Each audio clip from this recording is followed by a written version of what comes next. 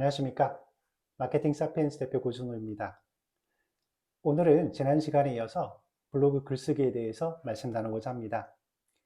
지난 시간 간략하게 살펴볼까요? 글감을 정하는 방법 세 가지를 말씀드렸어요. 첫 번째로는 어떤 정보에 대해서 챗GPT를 통해서 지속적으로 확인해서 여러분이 원하는 어떤 주제를 찾아보는 방법. 그리고 두 번째로는 이미 여러 가지 주장과 글들이 있는 내용 중에서 하나의 관점을 여러분이 택해서 그 관점에서 글을 새롭게 써보는 방법.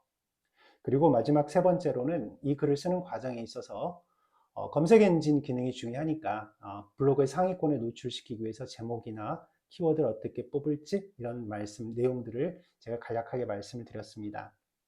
자, 이렇게 해서 주제가 글감이 잡히게 되면 이제 본격적으로 글을 쓰기 시작해야 돼요. 사실 가장 어려운 부분이기도 하죠. 그래서 이 부분을 어떻게 할까? 저는 여러분에게 챗GPT를 통해서 편하게 글을 쓰십시오라고 말씀드립니다. 물론 신변 잡기적인 글이나 또 편한 글들, 또 글감이 풍부하신 분들은 계속해서 편하게 쓰실 수 있어요. 하지만 우리가 마케팅 관점에서 글을 써야 되고 또 지속적으로 많은 글을 쓰다 보면 도움이 좀 필요합니다. 그래서 여러분께 저는 챗GPT를 활용해서 글을 쓰십시오라고 말씀을 드리고 있고요. 그래서 오늘은 제가 하나의 주제를 정하고 키워드가 이미 정해져 있는, 즉 글감이 확정된 상태에서 챗GPT를 통해서 글을 어떻게 쓰는지 처음부터 끝까지 보여드리고자 합니다. 여러분 함께 따라와 주시고요. 이 내용을 보시고 여러분도 같이 따라서 글을 좀 편안하게 자주 써보시길 권해드립니다. 자, 저는 이렇게 소개해 드릴까요? 제가 최근에 관심이 있었던 내용인데 재테크가 굉장히 중요한데 우리가 뭐 삼성전자라든지 이런 몇 개 종목에 지나치게 집착하는 경우가 있습니다. 흔히 말해서 어떤 종목, 주식과 사랑에 빠지는 경우가 있죠. 그런 경우에는 사실 손절매라든지 또 익절이라든지 이런 게 어렵기 때문에 큰 손실을 입을 가능성이 크다라는 그런 주제를 정했고, 글감을 정했고, 그래서 제목은 예를 들면 재테크에 관심인 당신, 삼성전자, 비트코인과 사랑에 빠지지 마세요라고 제가 이렇게 정했고요. 키워드들은 제가 분석을 좀 해봤어요. 키워드 마스터라든지 이런 것들을 통해서 제가 정한 키워드는 뭐 재테크, 주식, 채권, 리츠, 뭐 암호화폐, 그리고 뭐 종목별로 테슬라, 엔비디아, 익절, 손절 이런 단어들로 구성해서 제가 글을 썼는데요. 이 과정을 지금 여러분께 한번 보여드리겠습니다.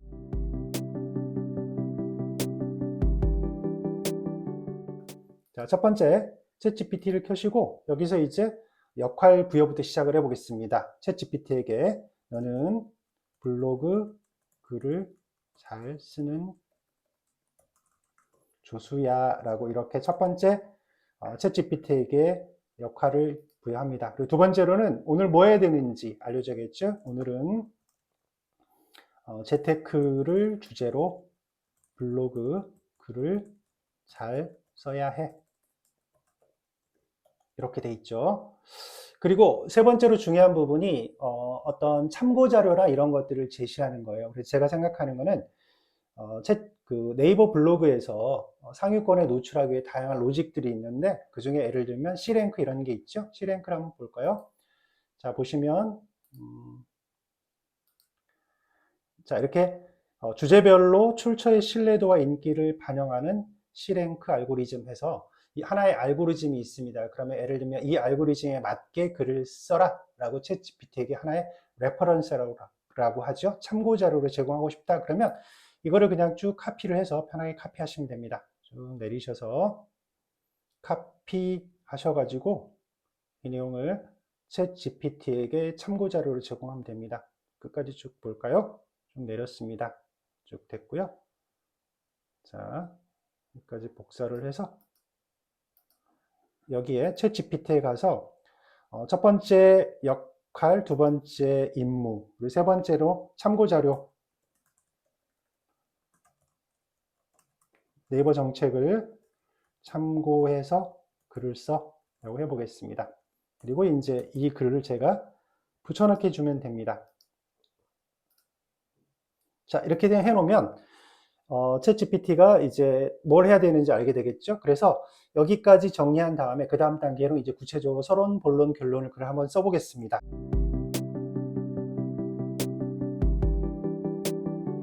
먼저 서론 글을 700자 내외로 부탁해. 제가 주제 이야기를 안 했나요? 챗GPT에게 주제는 뭘까요? 주제는 재테크라고만 했네요. 그럼 좀 너무 방대하니까 주제는 아까 말씀드린 그 내용으로 할게요. 그리고 주제는 종목과 사랑에 빠지는 감정적인 애착을 피해라는 거야. 이렇게 해보겠습니다. 주제는 이렇게 돼 있고, 그 다음에 먼저 서론 글을 700자 내로 부탁해. 그래서 한두 종목, 그러면 이제 서론에서는 700자 내로 한두 종목의 사랑에 빠졌을 경우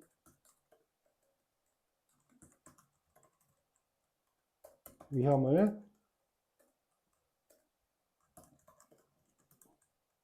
글을 시작해. 뭐 이렇게 서두에 좀 안내해 주면 됩니다. 자, 그럼 제가 여러분 말씀드린 대로 서론을 써달라고 했습니다. 그러면 이제 주식 애착 위험성이라고 해서 처음 서두를 이렇게 시작하네요. 주식을 처음 시작할 때는 누구나 좋은 종목에 마음이 끌리게 마련입니다. 그리고 한두 종목에 모든 것을 걸면 위험해집니다. 등등 이렇게 나와 있죠. 상당히 그럴듯한 글이 됐어요.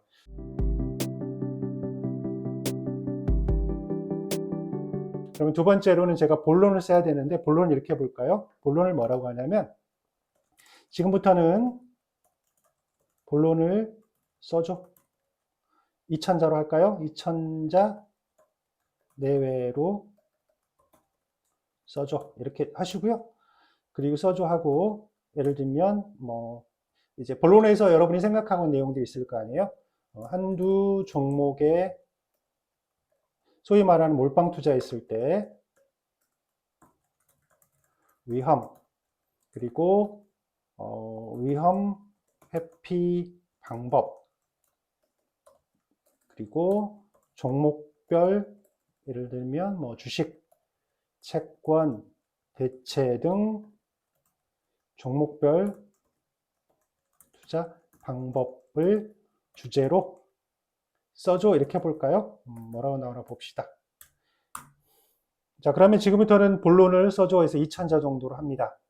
그래서 이 글에서는 이제 서론도 그대로 나오고 그 다음에 이제 본론이 여기 나오게 됩니다. 한두 종목 투자 위험, 위험 회피 방법, 종목별 투자 방법, 그래서 주식, 채권, 대체 투자. 그래서 결론을 제가 요구하진 않았는데 미리 결론을 같이 나왔네요. 그래서 한두 종목에 대한 감정적인 몰입은 이렇게 해서 결론에서도 주식 투자에 뭐 한두 종목에 집착하는 거에 대한 리스크를 이렇게 정리해 줬습니다.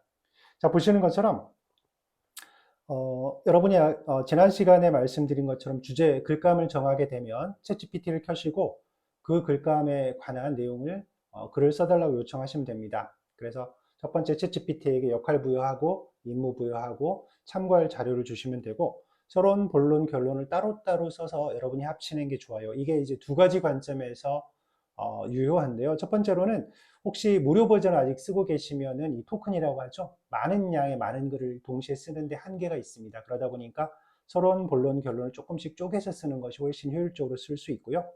두 번째로는 여러분이 글 전체에 대해서 통제가 가능합니다. 서론에서 조금 부족한 부분이 있으면 고치고 본론에서 그 부분에 대한 내용을 보완하거나 본론에서 강조된 내용을 결론에서 다시 한번 뭐 반복해서 마무리를 하던가 이렇게 정리하실 수 있기 때문에 한꺼번에 쓰지 마시고 나눠서 쓰십시오라는 말씀을 드립니다. 자, 그리고 마지막으로 이렇게 글이 초안이 나왔을 때 이건 어디까지나 초안인데요.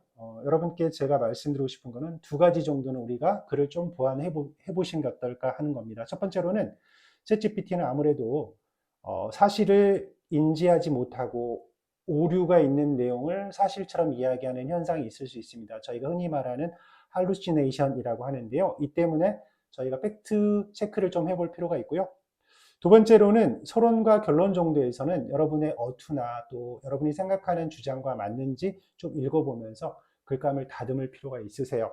제가 이 중에서 하나만 해볼까요? 여기 나와 있는 내용 중에 팩트가 있으면 어떤 사실, 정보성 내용이 있으면 그 정보성 내용이 맞는지 한번 확인해 보겠습니다. 여기 보면 어떤 게 있을까요?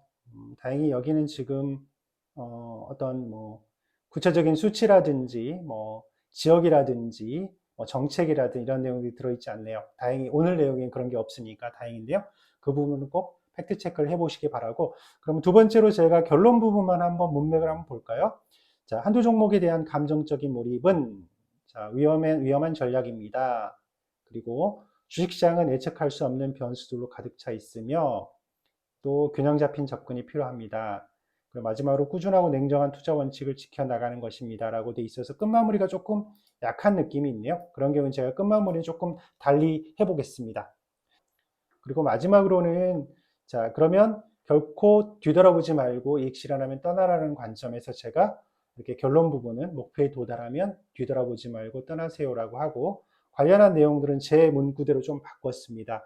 예를 들면 뭐 재테크는 철저히 계산된 계획과 냉정한 판단이 필요합니다 라는 문장이라든지, 주식과 사랑에 빠지면 매도 시기를 놓칠 수 있고 큰 손실로 이어질 수 있습니다. 이런 문장들은 챗GPT가 준 문장이 아니고 제 문장으로 몇 개를 넣었던 겁니다. 그래서 이렇게 정리하시면 좋을 것 같습니다.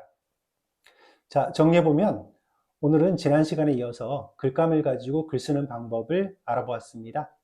보시는 것처럼 챗GPT를 통해서 서론, 본론, 결론, 글자 수 몇 가지 제약 조건들을 주면 글감을 효율적으로 글을 잘 써주게 됩니다. 여기에 팩트 체크라든지 또 여러분의 문구를 몇 개 수정해서 효율적인 글쓰기를 마무리하시면 될 것 같습니다. 자, 여기까지 여러분에게 도움이 되셨다면 좋아요와 댓글 부탁드리고요. 다음 시간에는 이렇게 완성된 초안을 이미지라든지 또 동영상이라든지 이런 요인들을 붙여서 어떻게 포스팅하는지 거기까지 함께 알아보도록 하겠습니다. 감사합니다.